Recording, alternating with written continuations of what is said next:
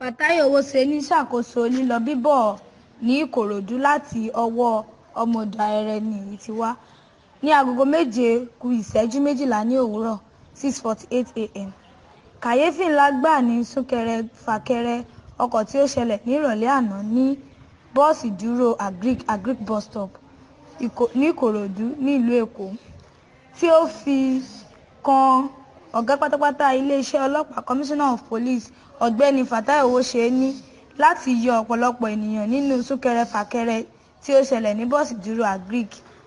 Gẹ́gẹ́ bí ìròyìn ṣe sọ, àwọn òǹtajà àti òǹrajà ti fẹ́rẹ̀ gba ìlàjì ojú ọ̀nà tán tí wọ́n sì fi ọ̀nà díẹ̀ sílẹ̀ fún àwọn tí ó ní ọ̀nà.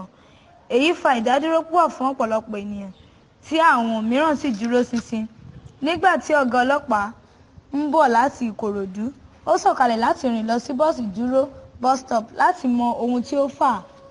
Nígbà tí LASTMA tí kò lè gba ara rẹ̀ sílẹ̀ àti àwọn tí ó ń darí máa lọ máa bọ̀ àti ìgbìmọ̀ ẹgbẹ́ awakọ̀ NURTW dúró láì rí nǹkan kan ṣe, ọ̀gá ọlọ́pàá àti àwọn ẹmẹ̀wà rẹ̀ lé àwọn tí ó ń tajà ní ojú ọ̀nà yìí kúrò,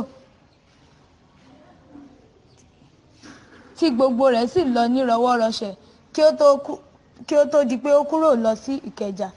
Kò ṣaláì fi ìkìlọ̀ sílẹ̀ kí ó tó lọ wípé òun kò fẹ́ rí àwọn ọlọ́jà kankan ní ojú ọ̀nà mọ́ láéláé.